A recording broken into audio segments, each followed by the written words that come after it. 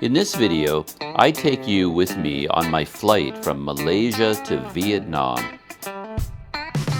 The trip started at my hotel in Kuala Lumpur with some very careful packing and organizing, as you can see here. I like nothing better than to put bags inside other bags. My friend KY gave me a lift to the airport with a surprise tour of the longest storm management tunnel in Southeast Asia. Despite that detour, we still arrived at the airport in plenty of time. However, there were some delays and confusion as my visa for Vietnam came under some intense scrutiny, and the requirement for document verification was a complex mystery that needed to be solved. And in an unusual twist, I completely lost track of time. Even missing my flight was not out of the question, but I made it with seconds to spare, the airplane door slamming shut behind me as I stepped on board.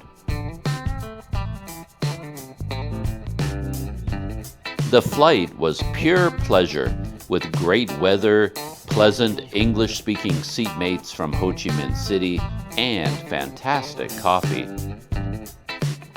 The surprising ease and enjoyment continued with a smooth arrival. Stories from friends had led me to expect chaos and confusion and stress in the city formerly known as Saigon. Yet it was smooth sailing from immigration to customs to picking up my SIM card to finding an airport bus all the way to the friendly and informal check-in at my hotel. By the time I was settled in at my spacious hotel room in the eccentric and exciting District 1, I was exceedingly pleased with myself for my decision to come to Vietnam.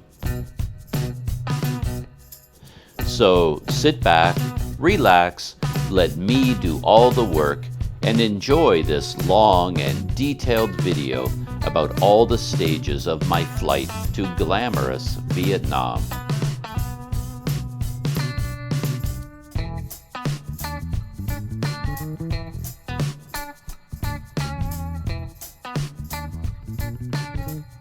Welcome to the start of a travel day. Today's video is starting here in my hotel room in Kuala Lumpur. I've got my day pack and my backpack all ready to go. Room is all clean, and I have a friend waiting downstairs for me, and he's going to drive me to the airport here in Kuala Lumpur.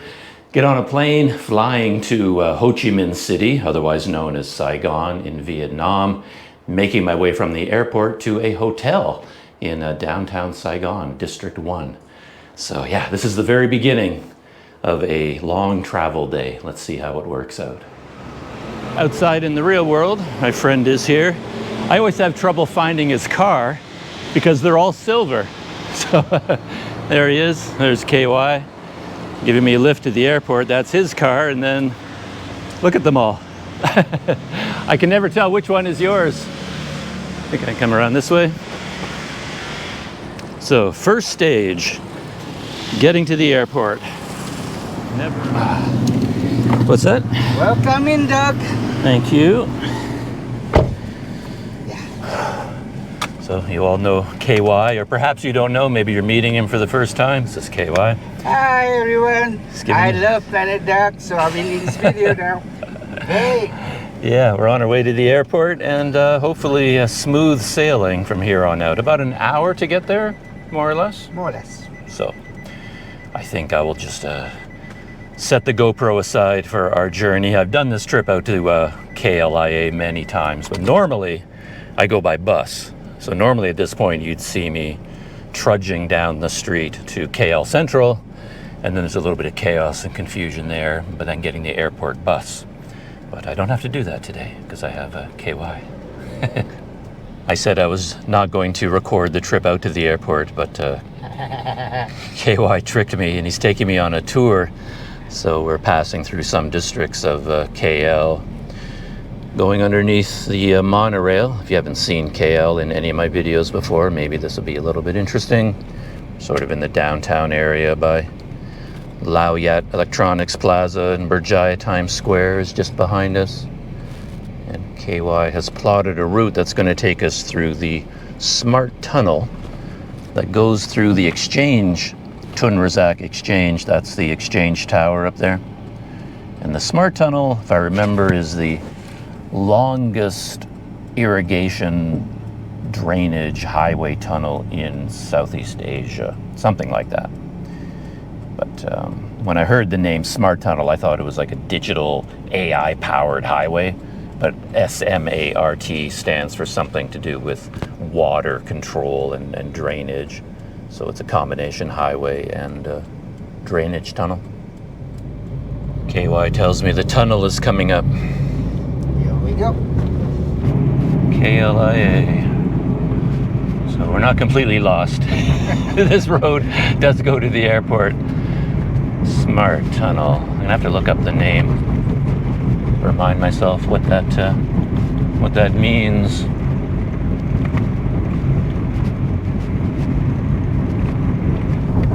So this smart tunnel, they got 2 layers.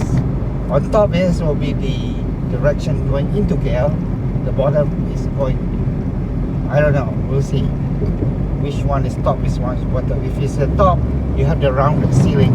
So this is a rounded ceiling, we are on the top. See, rounded ceiling. I see. So this is a single tunnel, and the lowest level is the water flow. I see. When there's a heavy rain in Kuala Lumpur, they will seal off this tunnel and all will be flooded with water to exhaust out of the city area. So there will be no more huge flooding in KL anymore. This is why this tunnel was made. So this tunnel is not really straight, so it's zigzagging left and right. So you see all this green light, that means it's like per segment. And there's an exit, just in case you're trapped. Right. There's an exit going up. Motorcycles allowed? Not allowed. I think motorcycles allowed. There's nobody using the tunnel today, just us. Yep, that's the beauty. But it comes with a hefty toll prices. So if you want to use the tunnel, because outside it's really chock-a-block, you just want to get out from the traffic, you just use the tunnel.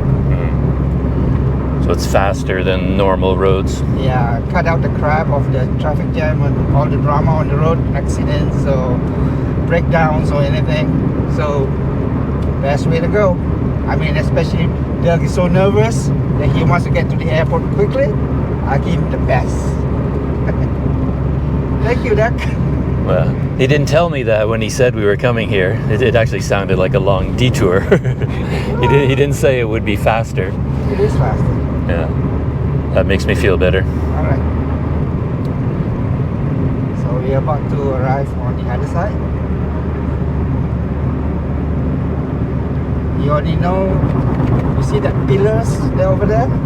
This is where the water goes out. I see. So water goes out and then we go out.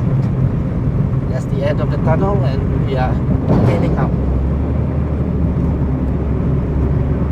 Like swimming to the surface. There's the light at the end of the tunnel. And this guy, I don't know where he's going. He's stopping, he's not supposed to do that. Well, he's trying to figure out which way to go. That's right. He's not familiar. Luckily, there's not much traffic, so he should be alright. Alright, there you go. At the end of Smart Tunnel. And now you gotta pay the toll.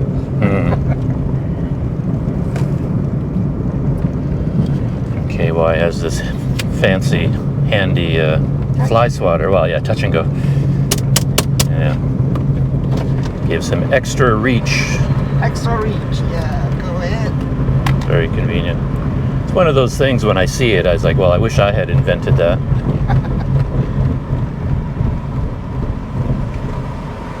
Swat it out.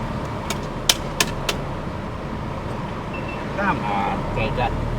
So it cost us 17 ringgit to do that? No, 3 ringgit.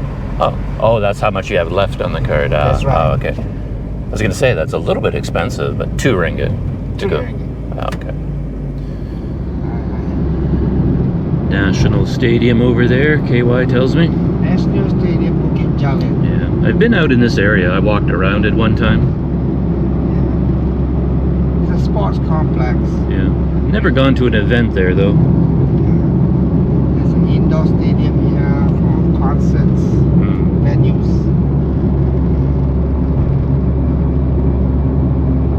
If you don't know, this is called Max Highway. Max. MEX.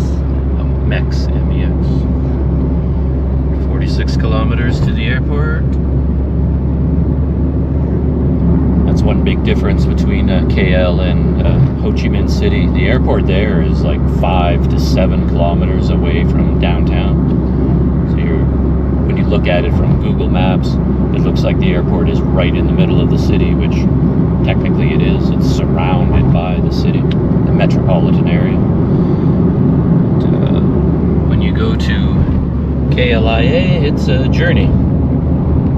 And you can get there by airport bus, about 15 ringgit. By KL Express train, it's like 50 ringgit, somewhere in that neighborhood, 55, I think. Getting close, 6 minutes out. I was just looking off in this direction and I saw a plane taking off on a takeoff angle, so we're very close. And yeah. KLIA 2. This is going to be a little bit of a different experience for me because I always take the airport bus and it drops me off right outside Terminal 2. But we're going to go into a parking lot and then KY is going to come in with me and walk it all the way to check-in. All the way to check-in. And that's where we are. Classic Malaysia highway system heading into the airport. A couple more minutes. Terminal KLIA 2. The sign. Never seen that before, I don't think. Maybe I never came in this way, I'm not sure. There are the terminal buildings off to the right, and the tower. Yeah, there's the tower over there.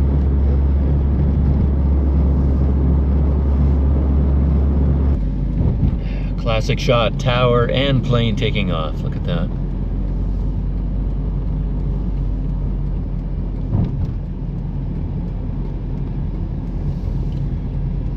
Yeah, I've never come in from this angle before. I've never actually seen the tower from this point of view. Cashless parking, or we prefer cashless. Power, there you go. Press the button for the ticket. Please enter following the guidelines. I was just looking at my itinerary and my boarding pass. Apparently my flight is boarding from Gate L. It's one of the budget airlines, AirAsia, and I was just trying to remember if there's 2 gates, I think K and L, and one of them is a bad one, very narrow hallway that stretches forever. A lot of tension in that gate, departure gate, I find, because there isn't enough room and it's very crowded. And the other one is wide open and spacious and has all the good restaurants. So I can't remember if L is the good one or the bad one. I think it's the good one. So I'm going to find that out. Am I departing from Gate K or Gate L? That will be interesting to find out. Fingers crossed it's the good one. Level 6 of a parking garage apparently. And Last cars. this is my backpack here. KY's got my day pack helping me out.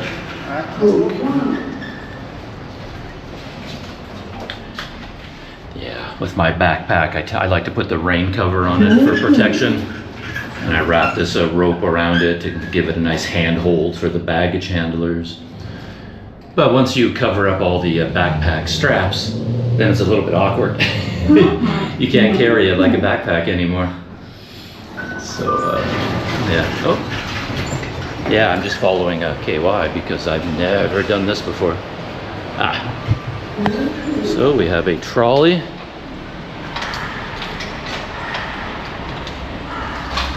Yeah, they get stuck together.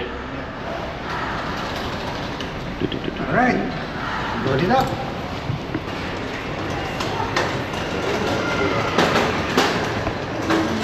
Hey, have a pleasant trip, Doug. Let's push it out.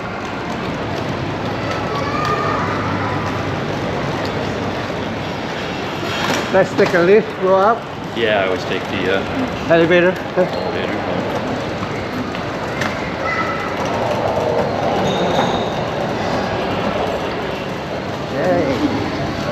Going up. Going up.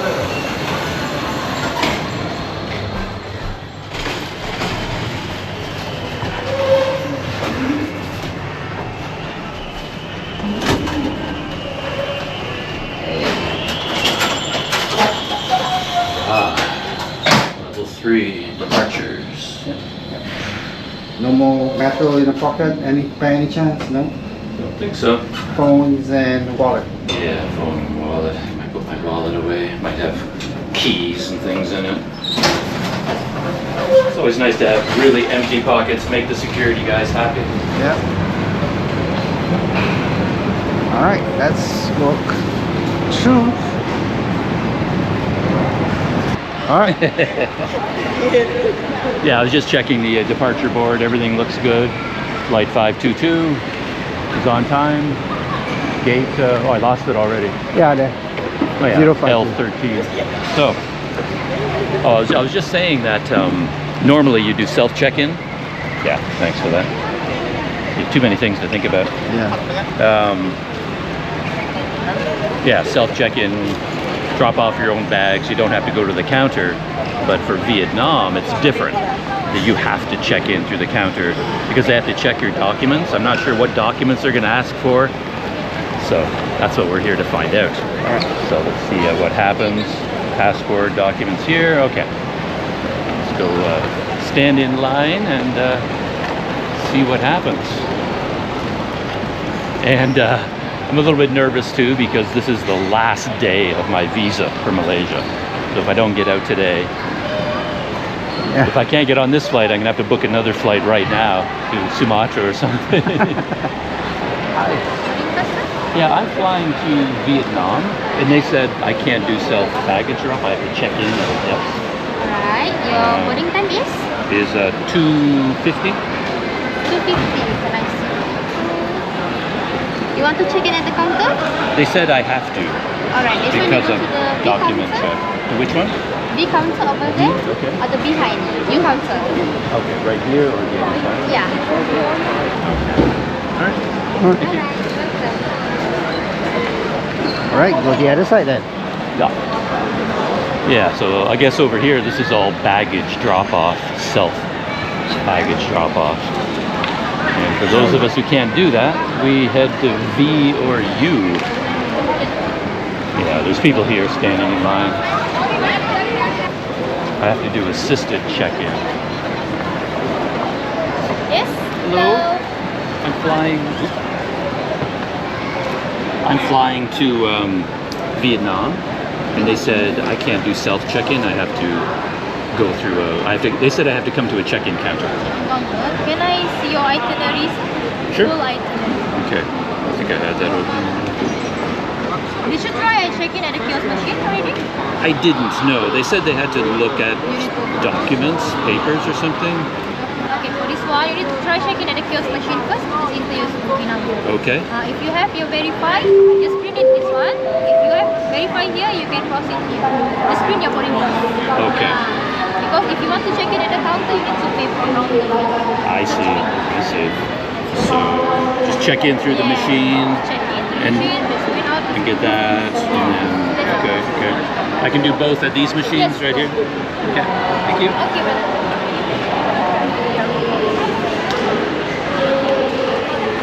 So, yeah, one of the documents definitely said you have to go to a check-in counter, but apparently not. I can do it here. Click on the icon to begin. How can we, well, check-in, I've already checked in. I don't need to check in. Reprint boarding pass. Well, I have to Free baggage tag, yeah. Number 1. Confirm. Check your bag tag.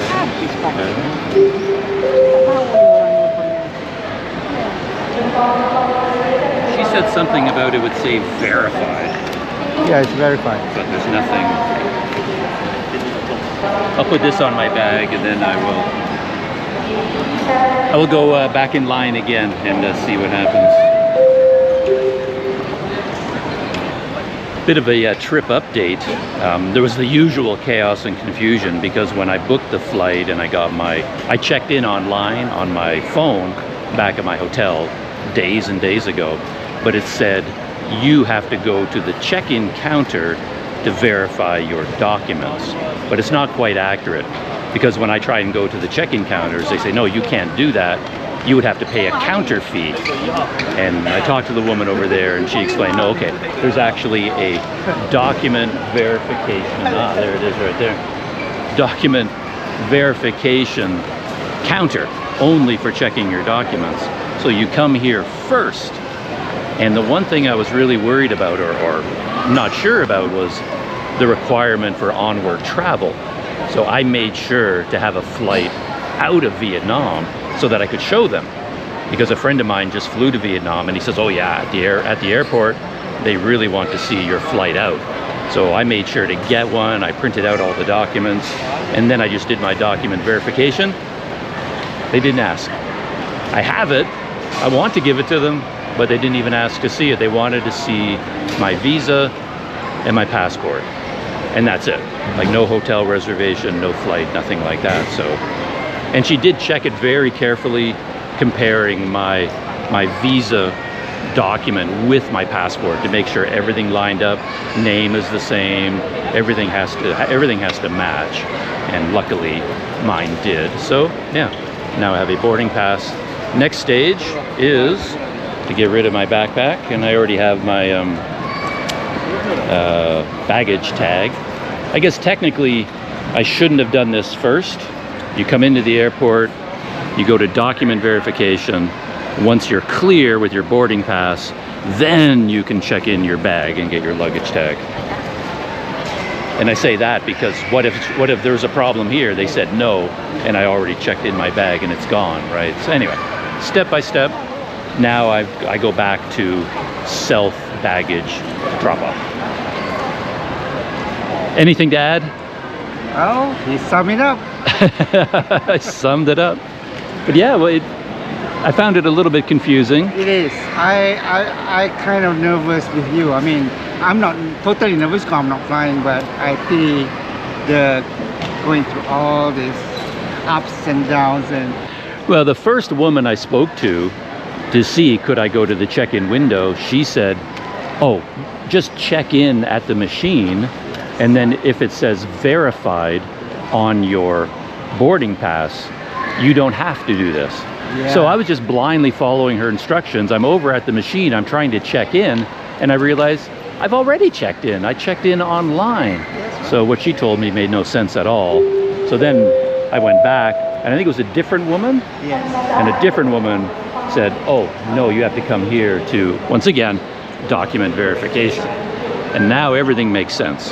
This is the starting point for one of these journeys. All right. Yeah. You want to push? I push. All right. Now I can... I'm not flying. Yeah. And I guess we go baggage drop off? I think you can drop Oh, off. I can go right here. Yeah, right here. There's also self-baggage drop off. And I remember running into issues here in the past because you have to scan something. And I was busy scanning the wrong thing. I thought I had to scan my passport when I was supposed to scan my boarding pass or my luggage tag. So yeah, I had to just slow down, follow the instructions, and everything makes sense eventually.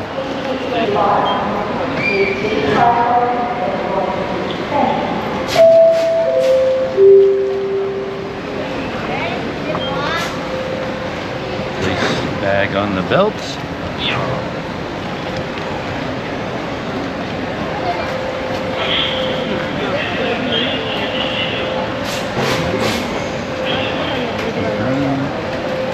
Scan your bag tag.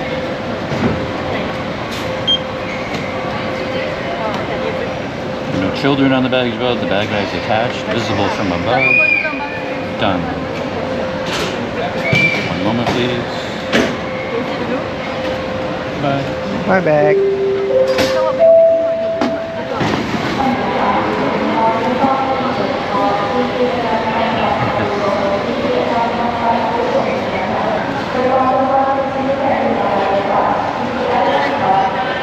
There it goes. So one stage complete. Well, 2 stages, I guess. I did the verification, got my boarding pass, and then dropped off my bag. Now comes immigration, customs, security, boarding. Then you do it all over again at the other end. So, yeah. All right, almost to say goodbye. Yeah, this is you cannot go beyond this point. Nope. Unless I'm flying with you. No, I'm not. No. Yeah, I was talking about the gates, and it looks like I was wrong about K. There's gate L, P, and Q. Yeah. And maybe L is the bad one. But I'm gonna go to the good one. Yeah. The K is over there. Oh, J and K. Oh, That's domestic. Yeah, that's domestic. Okay, so it's L, P, and Q. But which one is the good? I'm gonna go to the good one anyway, hang out there for a while. And when my flight is ready to board, then I'll go to my actual gate, which may be the bad one.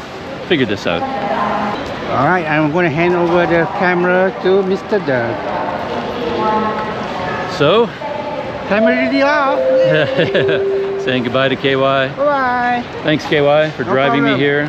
Love you. It was a big help, big help. A little behind the scenes note there. My GoPro overheated right when I was saying goodbye to KY. And that's why the video cut off so abruptly. But he's on his way back into KL. I've gone through immigration and customs, and it turns out L is the bad departure gate. That's the bad one. But I'm just gonna head down to the good ones, which are P and Q, I think, or something like that. And I'm gonna hang out there until it's time to board my flight. It's actually later than I would normally be here at the airport, so there isn't a whole lot of time to hang out, but I'm gonna head down to these departure gates, grab a snack, and then head over to my departure gate. And immigration was no problem. They did ask me, what are you doing in Asia? Where were you in Malaysia? Where did you go? What did you see? What did you do? And I said, I'm a tourist, and I did this, and I did this, and I did this, and I saw this, and I stayed here. And my answers satisfied them. They're just trying to find out if you are who you say you are. You're here on a tourist visa, and they want to confirm, well, you are in fact a tourist. And he was satisfied with my answers and passed me through. Even though it was the last day, I think that's what triggered all the questions. He saw that today was the last day of my 90-day social visit pass, and that's a little bit unusual to cut it that close. So yeah, he asked me some questions, no big deal. And the only other funny thing, I was in line there waiting to go through immigration. It has those long lines that go snake back and forth. So you pass the same people several times. If someone is ahead of you in line, you walk by them all the time. And I noticed this couple that kept looking at me. There was a guy and a girl there, and they were sort of looking at me fairly intently. And I thought, oh, there's something going on here. They're looking at me each time we go by. And I thought, well, the only reason they might look at me is perhaps they've seen one of my videos on YouTube, and I'm wearing my red Canada shirt, as I often do, so very recognizable from that point of view. So I thought, oh, maybe they know my YouTube channel. Here's the departure gate, by the way. So this is AirAsia Q and L. This is the good area, and that's no, P and Q, something like that. And that's L over there. That's the bad one. So I have to go back there eventually. But my plane is going to be somewhere over there. But I thought these people recognized me from YouTube, and I had my GoPro dangling from my pants pocket. So I thought at some point as we passed each other, they would stop me and say something like, hey, we watched one of your videos on YouTube. I was expecting that to happen. But then we passed each other again, and then the woman looked at me and said, yeah, we were just admiring your hair. I was like, oh. It was like, you have such great hair. And my entire life, I don't think I've ever gotten that compliment, and I got that out of the blue here in the airport. So I was like, oh, thank you very much. Yeah, it was a completely unexpected reaction. Yeah, we really love your hair. So I was like, ooh, who knew? I'm having such a good hair day today that complete strangers are noticing and commenting. And I was thinking I would get a haircut in Saigon. The very first thing I was going to do was get a haircut because it felt like it was getting long, but maybe there's a certain magic going on here that I'm not aware of. So here is the good area, as I said. It's wide open, lots of space, lots of restaurants, fast food, Burger King, McDonald's over there. And then down here, it's got this big open area. So this is where I'd like to go, P and Q. Those are the departure gates you want. You do not want L. But anyway, gonna hang out here for a little bit. Running a little bit behind based on my normal routine. So yeah, rushing a bit to get to my departure gate. Started boarding my flight already, but I don't anticipate any problems getting on board, so should be okay. Quite often when I'm there right on time, I'm always the last person boarding anyway, because I hang back and wait for the crowds to disperse. L13, I think, is what I'm looking for. Yeah, it's not so bad today. Normally it's really crowded here, but it's not really a bad day today. I'm here, and it was just a final call for boarding, so very unusual for me. So let's head through.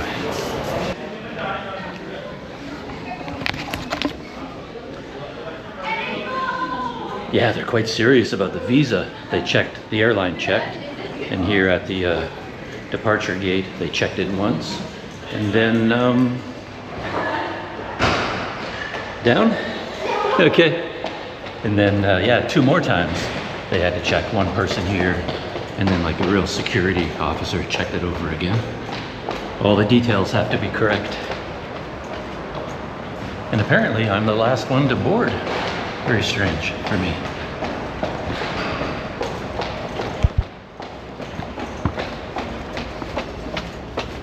Whoa. It was a much longer trip to get here from the other gate than I realized. This is a journey. And in front, this way, okay. Yeah, the tunnels just go on and on.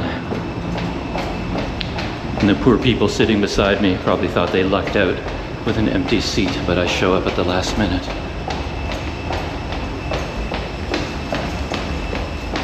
So you're the last one? Yeah, I'm surprised. I'm usually not so late. It's okay. Very strange for me. Thank you. Thank you.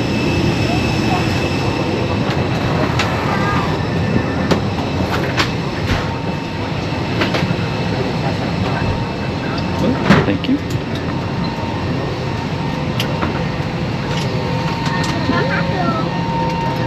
So here's my plane, and I'm looking for 25F.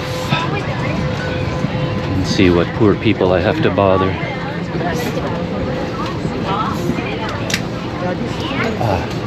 I'm sorry.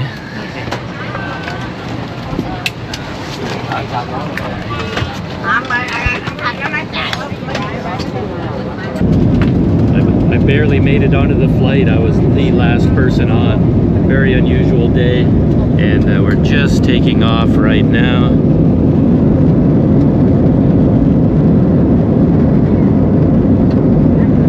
Leaving right on time. I think I was 10 minutes off on my flight time too. I thought it was at 2:50, but we're actually leaving the ground at 2:40.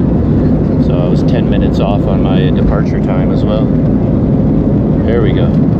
Wheels just left the ground. It's always such an amazing feeling. There's the airport. part of it anyway. I don't know if that's the whole airport or not.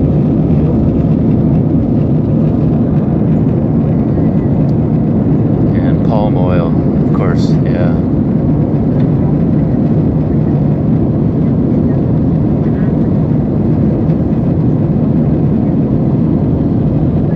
It's a 2-hour flight, and there's a 1-hour time difference, so 2 hours flight time, but in terms of the clock, I'll be landing there in 1 hour, if that makes any sense at all.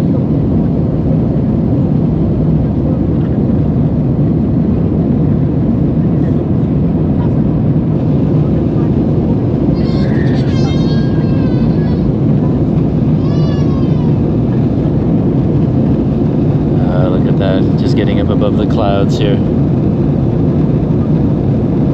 Amazing.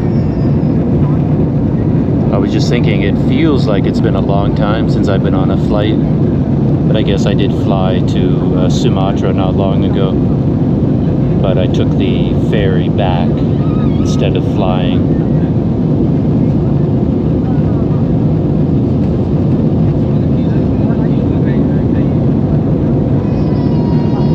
It's an amazing view, banking above the clouds.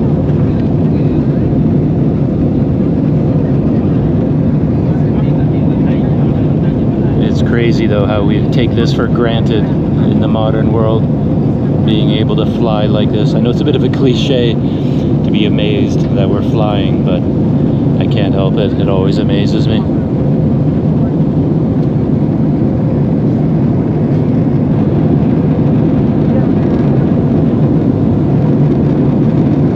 I have no idea what part of the Klang Valley we're flying over right now. I think I would recognize the body of water like that, but I don't. I don't really know where we are.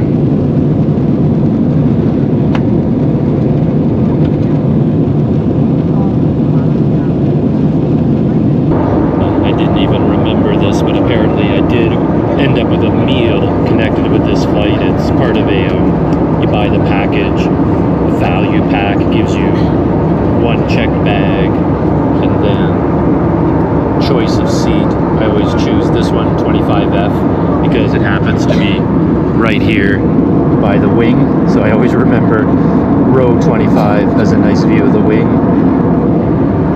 And it came with a basic meal, and my meal just arrived. Uncle Ben's chicken rice, which I've had quite a number of times before, AirAsia flights. But what I didn't expect was a cup of coffee. Didn't even know that was part of my meal. And this coffee has a really nice flavor to it. Turns out my seatmates are from Vietnam, and he speaks English, so we've been chatting. And I asked him if maybe this was Vietnamese coffee, because it does taste different to me. But it is an AirAsia flight, so it could be Malaysian coffee, I'm not sure. But I guess in my heart, I want to believe that this is my first Vietnamese coffee. I don't really know where we are, but we appear to be leaving land behind for a little while. I haven't been looking at Google Maps, so I'm not quite sure what's going on in terms of our location. I'll have to do that in a minute once I finish enjoying my Uncle Ben's here. Economy seating, so there isn't a whole lot of room here. I have to hold the camera really close to my face. These seats aren't designed for somebody of my height, apparently. But yeah, we seem to be out above the water now.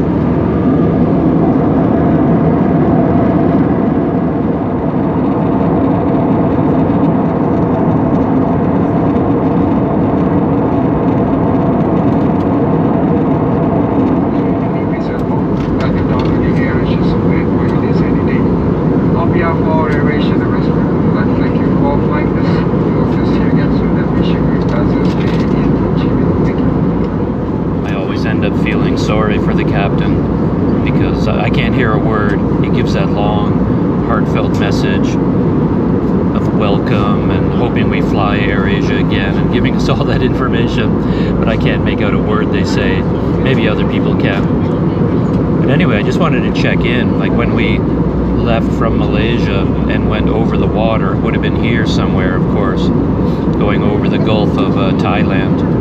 And we've been flying for just over an hour. And as you can see, we've just reached the land of Vietnam there. Seem to be making good time. More than halfway, but we've only been flying about half the time.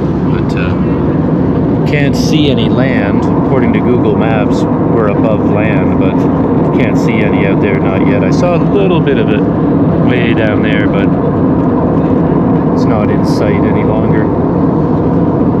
Beautiful sunny day. Nice views from up here right now. And there it is, my first glimpse of Vietnam, the coast. And we're right up above a really large wind farm, it looks like. Out on the water, a whole bunch of small, well, small from up here, but I'm sure very, very large windmills, wind turbines.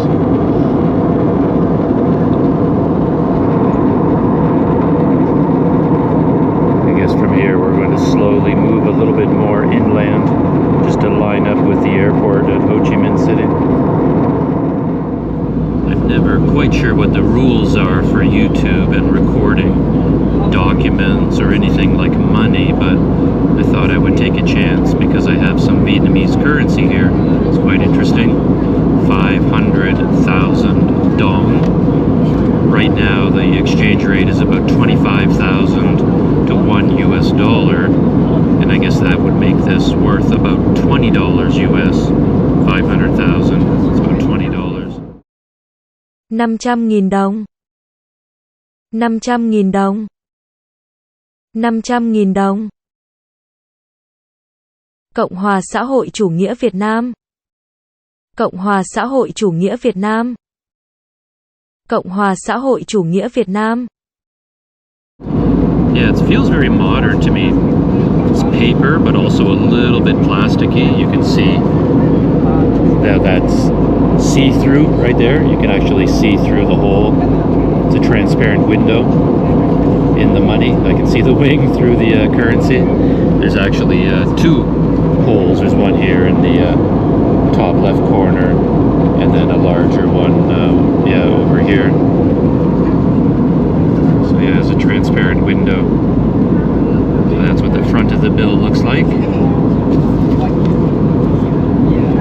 And the rear of the bill, I'm sure this has some significance, but maybe it's just a typical traditional Vietnamese home. I think we're flying over what would be called the river delta. The Mekong River Delta makes up that big bulge of southern Vietnam.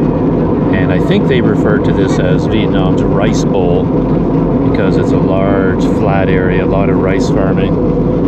And I was just taking this video because I noticed how the land seems to sweep in curves, like very gradual left to right sweeping curves down there. And then of course all the rice fields in between the roads and the rivers. Very large river here, opening out onto the ocean.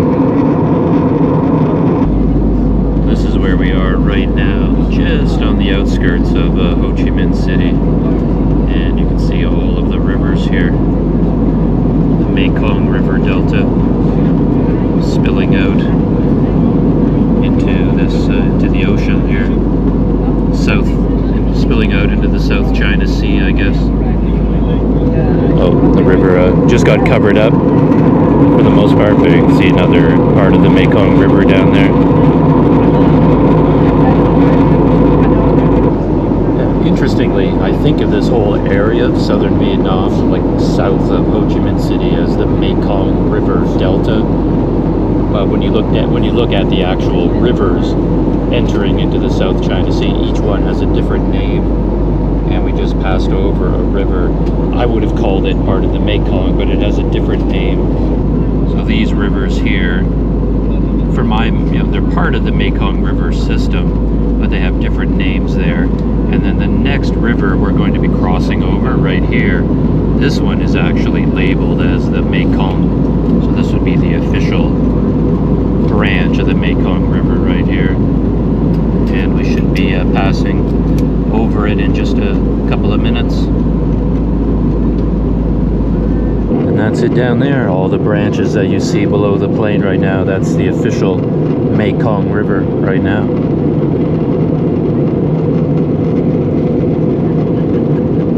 Amazing.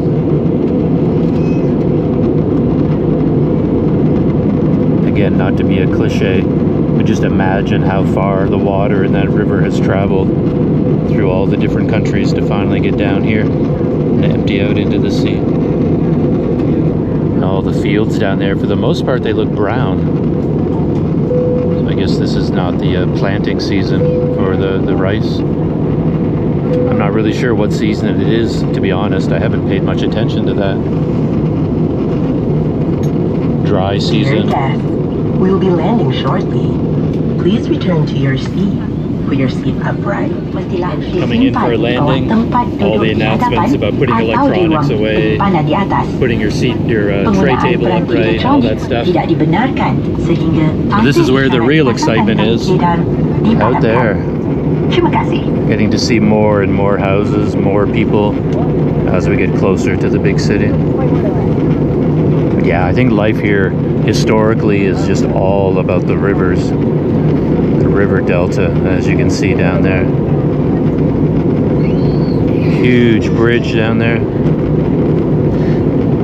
They always say electronic devices must be turned off, but I'm never clear if that refers to only smartphones, tablets, laptops, or does that also apply to like a digital camera, like a GoPro? Thank you for choosing Asia. Yeah, it was a very quick flight, 2 hours, but it felt like 10 minutes just went by, to be honest. Banking.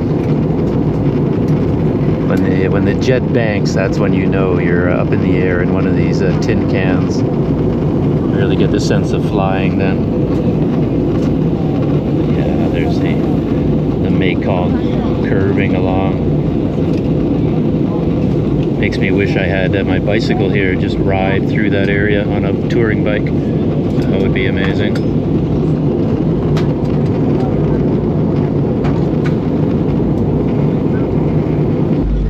Right on the outskirts of Ho Chi Minh City now, and still have so much water. Can't quite make out what all those structures are in the river. Probably fish farms, I'm guessing. Seeing a lot of boats in the water as well. There's some industry down there. Big docks for the big oil ships, things like that.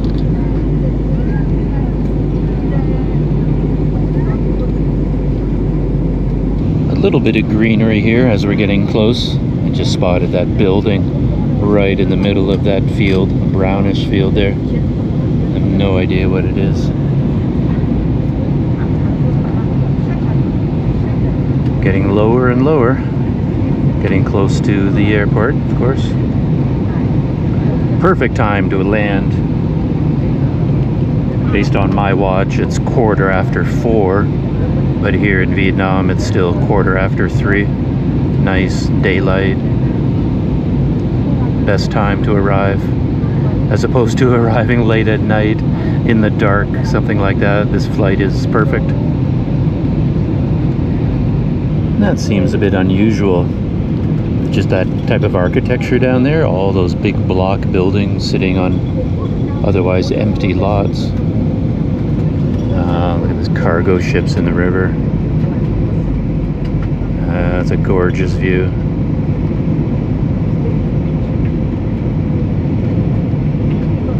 Now we're getting into the heart of the city. Look at that cargo port down there.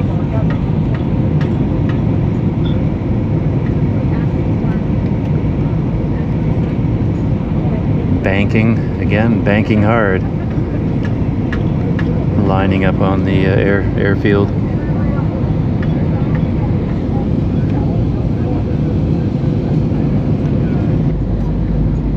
So exciting. A whole new city to get to know, if not a whole country.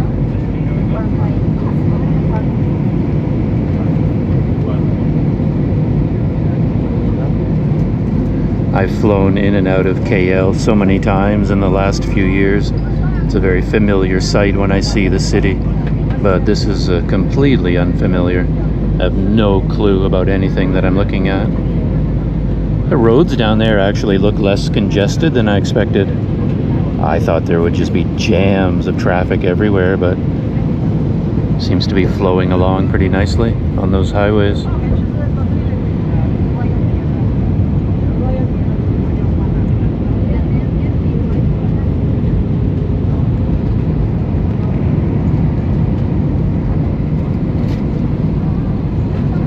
I love it when a city has lots of rivers flowing through it. It really gives the city character. The bridges and the open spaces around the rivers. Not a lot of boats down there. See one right over there on the left, zooming along, but I would have expected to see a lot more boats for some reason. Nice park down there, water fountains, performance stage as well.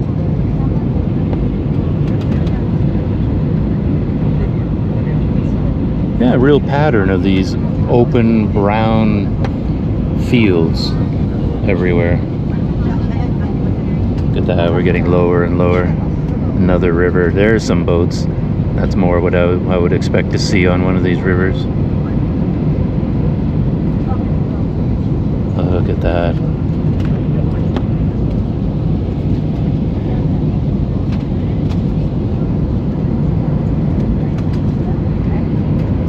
First sight of not suburban, I guess, but urban Saigon. This is what the typical residential buildings look like.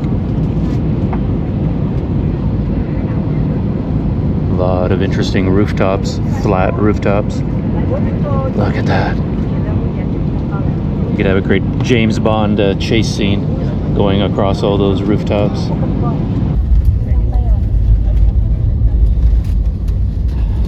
My GoPro overheated and shut down just as we were landing. The trials of shooting in 4K, but there on my smartphone I caught a few seconds of the plane touching down safely. It's like GoPros have a mind of their own. They know exactly when to turn themselves off. We have just landed at Adenia International Airport. For your safety, please remain seated. You may now use your mobile phones or tablet in flight mode. All right, on the ground, we are taxiing up to the gate. Yeah, my red AirAsia is standing out here. All the other ones are, I don't know that airline, Dreamliner. The blue color must be a local Vietnamese. Eva Air. There's the tower up there.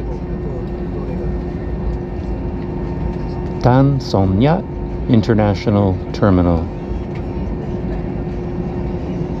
It's a big airport. They get a lot of passenger traffic through this airport. Right below me, they're unloading all the luggage into that cart. So I've just been watching. Right here, there's a gap in this hatch, and I've been waiting to see my backpack emerge, but I haven't seen it yet. There goes everyone getting off the plane. And, yeah, I had a nice chat with my seatmate. He's just leaving right now. Yeah, very lucky for me. Sat beside this guy from Vietnam. He's from Saigon. Spoke English really well. He's an architect, and he was on his honeymoon. That was very fun. Coming back home from his honeymoon, and we connected on WhatsApp. So my suggestion, I thought maybe we can get together for lunch or something like that. But anyway, time to get off the plane. And I haven't seen my backpack yet, but I assume it'll emerge eventually. I don't know how they feel about taking video in the airports here, whether it's a security concern or not, but we'll see.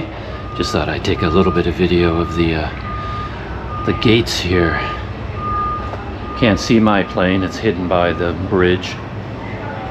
But here's the airport around me. And some buses take people out to the planes. And here we are. International departures up there, autogate, passport control, immigration this way, and I don't know if it's for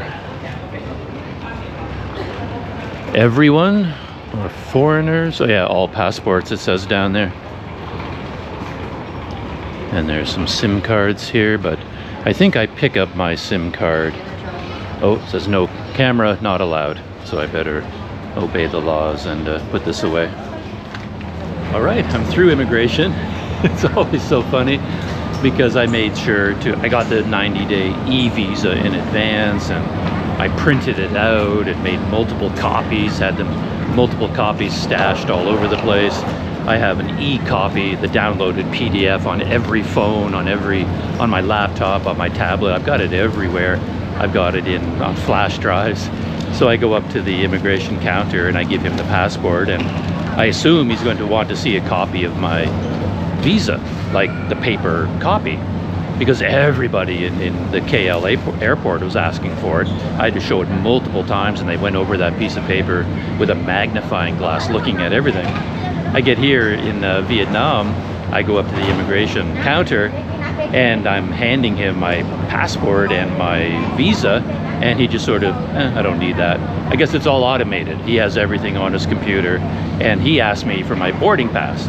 He's like, I don't need that visa. Why are you giving me your visa? I need your boarding pass. Oh, nobody ever asked to see my boarding pass, but I guess that's what they do here. So I gave him my boarding pass, and everything is on the computer, I guess. My visa application, the granted visa for 90 days, stamp, stamp, stamp. And they said in the stamp, you're allowed to be here until July 30th. And up top there were all kinds, even before immigration, there were a whole bunch of SIM card counters up there. So you could, if you didn't have a SIM card, you could get one even before you go through immigration. And there's also currency exchange up there right after immigration, just so you could change money right there as well. So here, I guess I'm here to get my luggage. I have to find out what do you call it? What carousel mine is located at. There it is, 1550 out of Kuala Lumpur, aka 522, belt 7. And there's 6. And I assume after 6 comes 7, right? Unless I've completely lost my mind. I think I still know how to count. There it is. So, okay, this is my flight. Everybody's waiting for their bags here. So now I just have to get my bag hoisted, and then next stop is to get the SIM card.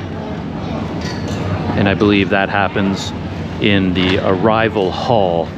So after I exit here, I'll be in arrival hall number 1 after customs, and then I will get my SIM card.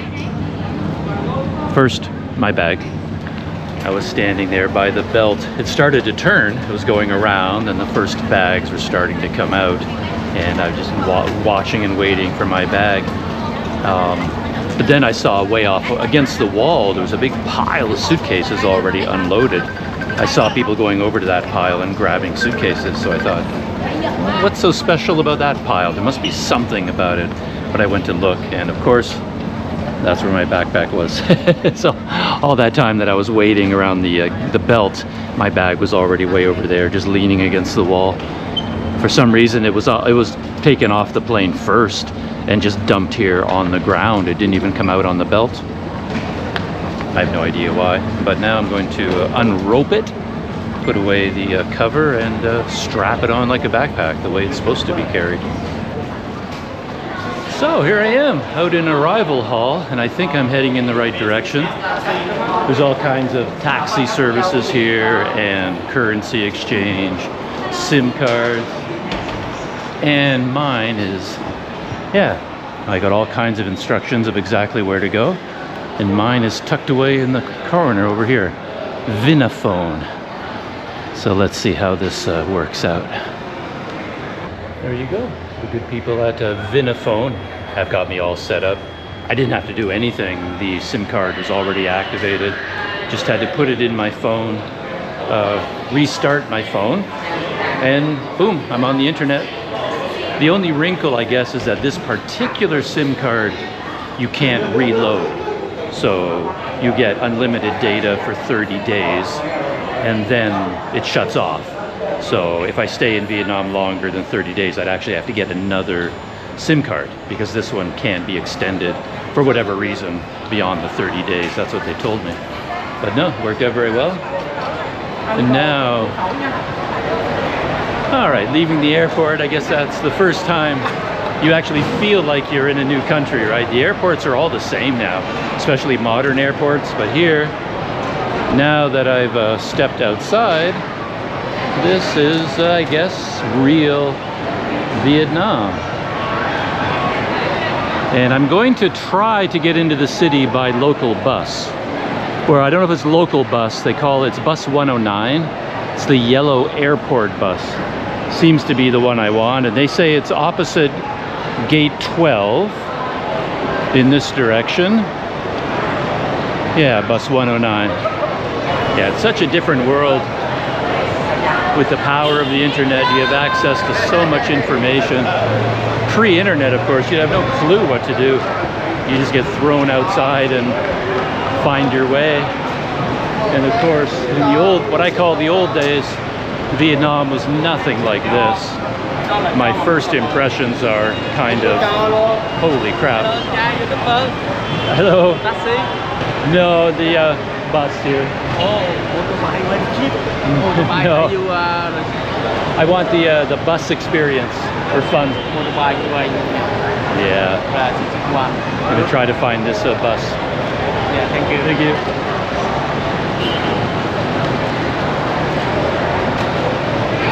And there we are over here. Oh, there's 109. I guess that's the one I want.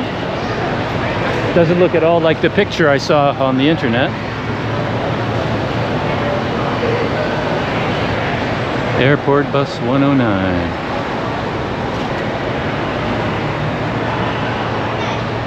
So I think that's the bus I'm looking for. But I think I can also take 152. Let me look up my notes for a minute. I'm just thrown because everything was like yellow bus number 109, airport bus, yellow airport bus. And the first one that I see is actually orange, not yellow at all. And the one I saw online, the photograph was like a big city bus, not like a special bus like this. Yeah, bus 152 is another option for me. If I can hop on there. I wonder if these are all 152s. Yeah, this is a bus 152. So I can take one of these, or the orange yellow bus. I don't know. This one looks like a happening kind of bus. So for bus 152, the timing worked out really well. Just as soon as I got on, it took off. And in terms of how much it is, it's just, you just figure it out as you go. I handed the man some money and was just waiting to get change. And he gave the bill back to me, indicating, no, that's way too much. He doesn't have change for that. So I just gave him a smaller bill and a smaller bill. And finally we settled on, $5,000 dong. That's my bus ticket. And now, of course, with the power of Google Maps, I can just track where we go. And hopefully we end up somewhere near where I want to be.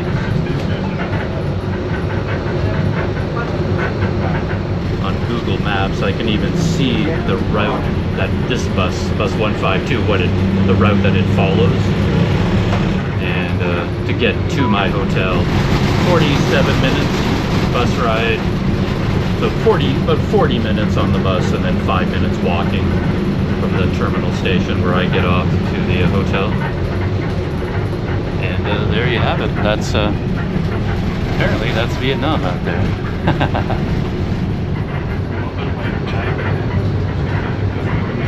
Yeah, so different from my memories from decades ago. I don't have strong memories, but it didn't look anything like this. That's pretty sure. Still moving through the city, passing over a nice river over there. But again, compared to my memories of Vietnam from long ago, everything here looks so modern and new. It looks nothing like the Vietnam that I remember, to be honest. At the moment, I could be anywhere. I could be in Kuala Lumpur, any modern city in Asia, really. Yeah. Even the traffic looks completely different. I don't remember car traffic like this before. It was always, you know, much more bicycle, rickshaws and things like that. Yeah. It's a whole different world. We seem to be heading into District 1, sort of a historic area, I guess. I've started to see a lot of large buildings outside. A lot of tourists like me standing in front of these large buildings and taking pictures. So they must be of some historic interest. And yeah, getting closer and closer. I've been tracking our progress on Google Maps and should be making a sharp right-hand turn up ahead. And there's a big landmark near my hotel that's right beside a park, the September 23rd park, a huge park of some kind. And my hotel is right there, so once I see anything to do with that park, I know it's time to get off the bus. One funny thing is that they drive on the right-hand side of the road here, and it took me a long time to even realize it. I was sort of looking out the window and it was like, something felt weird or different. It's like, what is it? It feels different, and yet at the same time it feels natural. And then I realized, we're driving on the right-hand side of the road. So that was kind of cool. A lot of motorbikes, of course, but not nearly the number that I was expecting. But I guess this is sort of a modern, like you can see the intersection behind me. Huge intersection. This is a big shopping district right here. Very, very new and modern. When you see video from Saigon, you tend to see video from the more traditional neighborhoods where you have thousands of motorbikes and nothing but motorbikes. But so far, yeah, it's been very normal traffic. Cars, buses, and some motorbikes, but not nearly on the scale that I was expecting to see. And there's the road ahead of me, and what's going on at the side of the street. I've been seeing a lot of banh mi places, which makes me happy. As long as I can sit at the side of the road and have a banh mi, a coffee, things like that, I'll be happy. I think one big difference between living here and Kuala Lumpur is I don't think there's any kind of a subway system here. There are no trains, anything like that, no MRT. So most people here get around by bus or by motorcycle. Yeah, this is that sharp right-hand turn I was talking about. That tells me we should be getting very close to, getting close to my hotel.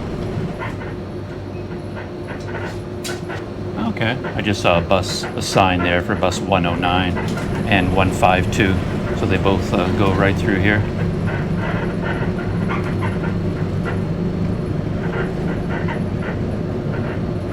Another major intersection.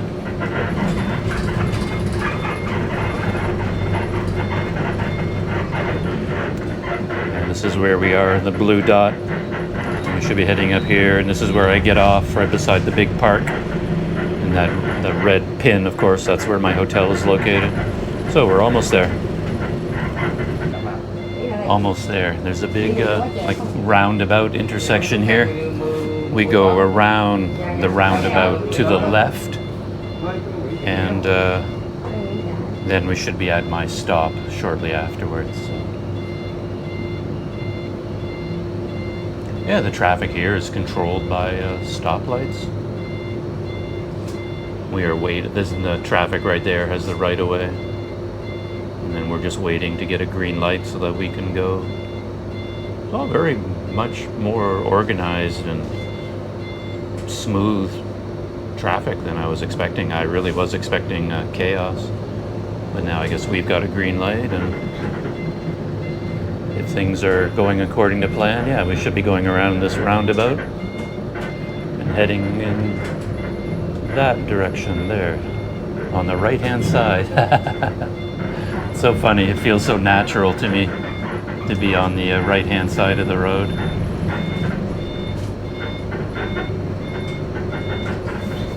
Of course, it's kind of a rush hour Saturday, but fair, it's pretty busy as you can see. Still, we've made really good time from the airport.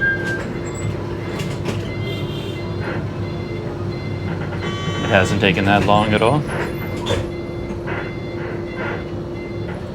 And I think we're passing by the park that I mentioned.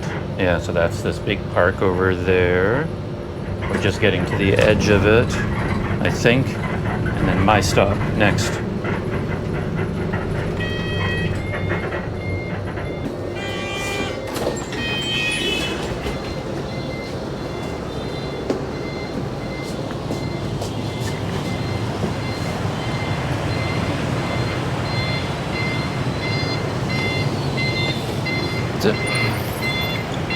There goes my bus, bus 152. That was one of the more painless airport transfers I've ever done in my life. It's funny the way people were talking about going to Vietnam, going to Ho Chi Minh City. It was a lot of warnings about chaos and craziness, and the videos I've seen online have sort of supported that, but so far that was you know, maybe I just got lucky. The timing, going through immigration, there was hardly anybody there. They had 15 lines at immigration and maybe 10 people in each line. I went through there pretty quickly. The guy didn't ask me any questions. He just looked at my online record to see that I had a visa and stamped me in. Got the SIM card, there were no issues there. I had my choice of buses, 109, 152. I hopped in 152, and as soon as I sat down, it took off, and here I am, like 35 minutes later. And as far as I know, my hotel is a 5-minute walk away from here. So there's a classic Ho Chi Minh site, of course, all the motorcycles. Yeah.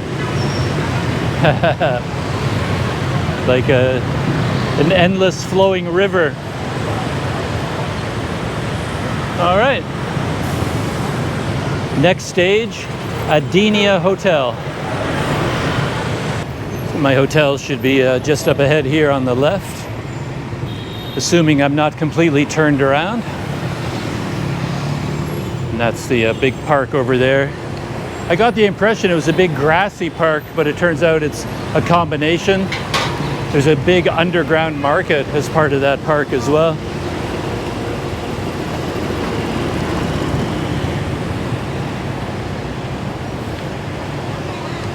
Yeah, I'm seeing a lot of my people here, my kind of people. A lot of people with backpacks just like mine. A lot of foreigners here, of course. Some kind of a food street. Look at that. Hello, how are you?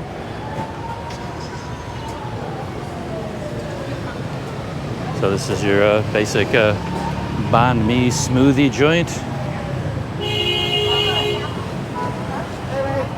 Like coffee, banh mi. Oh no, my hotel is right here. It's okay, thank you. Motorbike for rent, for sale, SIM cards, exchange money. Look at that. Everything a visitor might need all in one spot. Hop on, hop off city tours, tourist information center, check that out. I guess that's one of the advantages to being in this part of the city, because things like that are just easier to do. Look at that, 7-Eleven even, my home away from home. with a puppy asleep on the inside. Hello. No thanks. No thanks.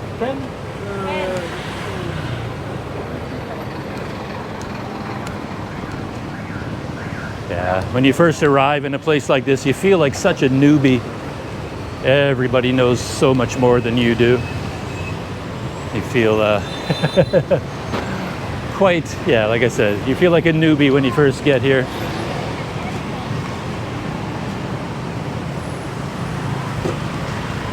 I often look at all of the other foreigners, all the other Westerners that are here in a place like this, and I always assume that they're so much more knowledgeable than I am. They look so in control, like everybody knows exactly what they're doing. But of course, if you talk to them, it turns out, well, they just got here yesterday too, and they have no idea what they're doing.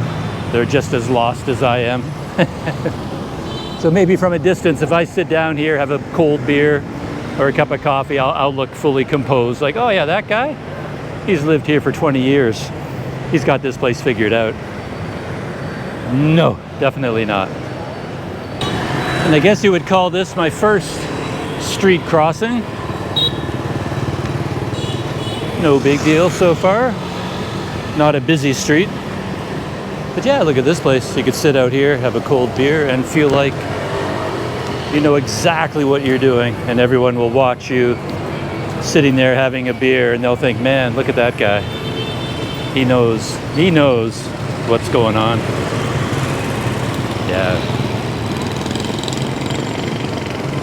Yeah, I think for a newcomer arriving here for the first time, I think this is a pretty good neighborhood.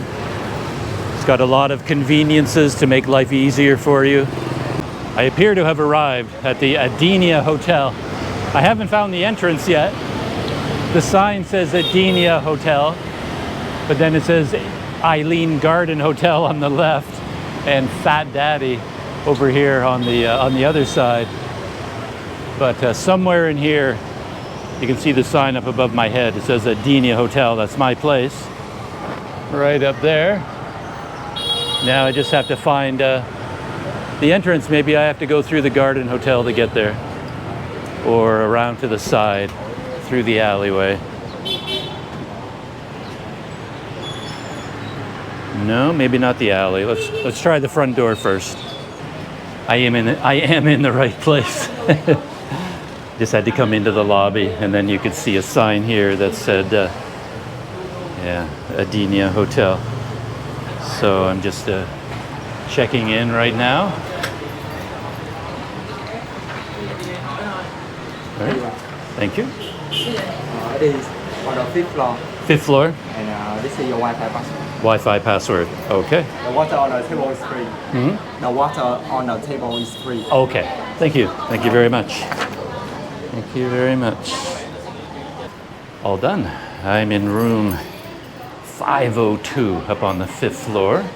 Looks like there's a massage operation there behind me.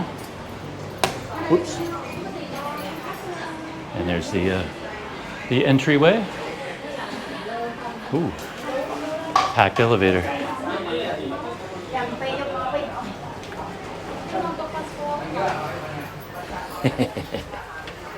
5th floor.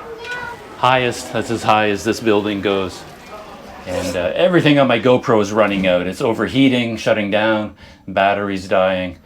Let's see how far I can get before the whole thing stops here. See if I can make it into my room before I need to change something. Yeah, here we are. Adenia Hotel. I didn't make it. the GoPro has been overheating. The whole day today I've been shooting in 4K as kind of an experiment, because I figured out that my laptop can actually edit 4K video from the Hero 12, but not from the Hero 9, so I thought I'd try shooting in 4K, but a little bit of mixed results because 4K produces so much heat, and having the GoPro inside a media mod keeps the heat in, and here it is so hot, Malaysia, it's so hot that the Hero 12 has been shutting down a lot because of overheating, and that's what it did in the elevator. Shut down one more time. So I didn't make it. So I just let the GoPro cool down while I moved into my room, and check it out. perfect Planet Doug room, I have to say. It's an older hotel. I love these older hotels. You end up with a kind of a low budget price for the most part, but it's not small, tiny rabbit warren rooms like a true low budget place. Because it's an older hotel, it actually has larger rooms. Look at all the space here. I've got mini fridge, an actual sofa, table, comes with a kettle, comes with a hair dryer, a couple of bottles of water, has a classic old school wardrobe, and on this side of the room, 2 beds, which I really like. That's where I live and work, and this is where I spread out all my gear. Normally there'd be a ton of gear, but I thought, hey, this wardrobe is nice and clean, so I moved in. There's my backpack and my other stuff. I just moved into the wardrobe. That's very handy. Just makes you feel more at home. I love these rooms that have a fan and an air conditioner. This air conditioner works. I can feel cold air coming out, but it's definitely, it takes time to have an effect on a room this large, that's this hot. So it's kind of nice to have a fan when you first come into the room. That keeps you nice and cool, and then over time, the air conditioner takes over. So yeah, nice big spacious room. And then over here is the bathroom.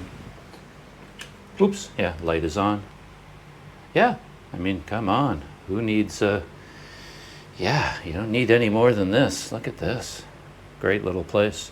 And yeah, window with a view out over the neighborhood. Let's open up the window. Let's see, will it open?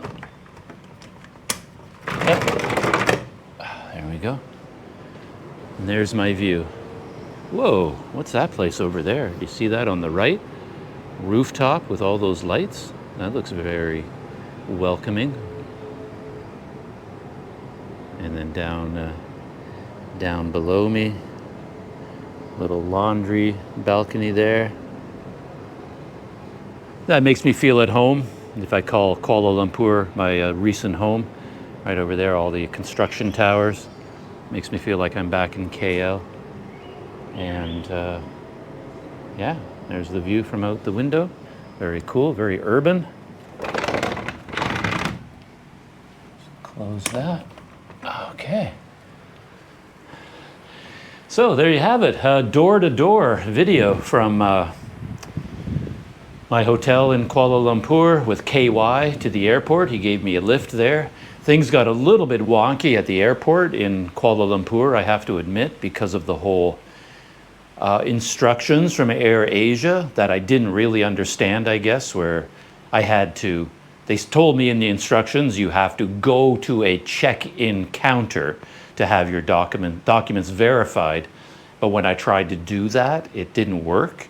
And then after talking to a few different AirAsia employees, one of them finally pointed me towards an actual window that is your document verification window. So, because they wouldn't let me go to the check-in counter, because at the check-in counter, that's also where you check in your bag, and now suddenly you're paying more fees. And I didn't pay those fees, so they can't let me go there. So if you have to get your documents checked because you're going to Vietnam, then you go to the document verification counter. They verify that you're good to go. Once that's done, they check you in actually and give you a boarding pass, a paper boarding pass, even though I'd already checked in online and I had a boarding pass on my phone, but they gave me a new one, and then I was able to drop off my bag for self-baggage drop-off. So yeah, it was a lot of weird stuff going on there, figuring that out. And then I had the whole FACES program I had to figure out, got through that. And then I got a little bit mixed up on the timing. I thought my flight was leaving at 3:50, but it was actually 3:40, and too much information, but I had to hit the bathroom. So I was in the bathroom for a while, and I was having a little bit of difficulties in there. But I was counting on my watch, like knowing when I had to get there for boarding, but then I almost missed the flight. I mean, I was the last passenger on board because I thought I had 10 more minutes, but I had my timing wrong. And a weird thing is, because KY offered me a lift to the airport, I guess I lost track of time because going there on my own, I guess normally I show up 3 hours early at the airport. But for some reason, when KY offered me a lift to the airport, I just sort of thought, oh, well, got to be there 2 hours early, pick me up at 11, we'll get there by 12, 2 hours before my flight. But I guess normally I'm there 3 hours before my flight. And then by the time I go through immigration, customs, check-in, I have like a full hour and a half sometimes of hanging out in the departure area. And somehow this time I got to the departure area and it was like, oh shoot, I got to get on the plane. So I lost all control. I lost track of time. And then, yeah, it was an interesting process for the visa verification because in Kuala Lumpur, they were very serious about it. They checked me by the airline maybe 4 times in total, definitely 3 times. And they were serious checks. And I was told by people I know that you have to have a flight out of Vietnam to show the airline, otherwise they won't let you board. So I arranged in advance for a flight out of Vietnam, and I had it all printed up, I had it all ready to go, and then nobody asked for it. So I didn't actually need that, but at least I had it. But then once I got to Vietnam, I didn't need anything. Nobody asked to see my visa, nobody asked to see a hotel reservation, nobody asked to see a flight out of the country. It tends to be the airlines that really are hardcore about the rules, because if you get denied entry into the country, they're the ones that end up footing the bill, flying you back out. So because money is involved, they get very hardcore about the rules. And somehow Vietnam told them, please check tourists, make sure they have the right documentation before they get on your flight, or else you will have to pay to take them out of our country. So then they get very serious. But once the airline lets you onto the plane, then you're good to go. Like the immigration itself here in Vietnam was very straightforward. And then hopping on the bus, that was really easy. I could choose 109, 152. I got that information online before I left from Kuala Lumpur, and all the information was accurate. I could confirm it on Google Maps. I could see exactly where the bus went, and here I am. They accepted my booking reservation without any problems, and this room was booked for me by a Planet Doug subscriber, so thank you very much for that. Everything worked perfectly. And then the same Planet Doug subscriber arranged for my SIM card in advance as well, did all the legwork and paid for it, and it was just sitting there waiting for me, and it was just like smooth as can be, no issues at all. So yeah, any issues that came out of today's flight here, those are all on me. But here I am in my room. I have a kettle. I'm probably going to make myself a cup of coffee, settle in, get connected to Wi-Fi, and relax after my long journey. So that's how you get from Kuala Lumpur to Vietnam. Easy, but also complicated at the same time, exhausting as well. But yeah, I'm very happy to be here. It was a very interesting, quite an exciting day. I enjoyed that quite a bit. So, shutting down, and I'll see you in the next video.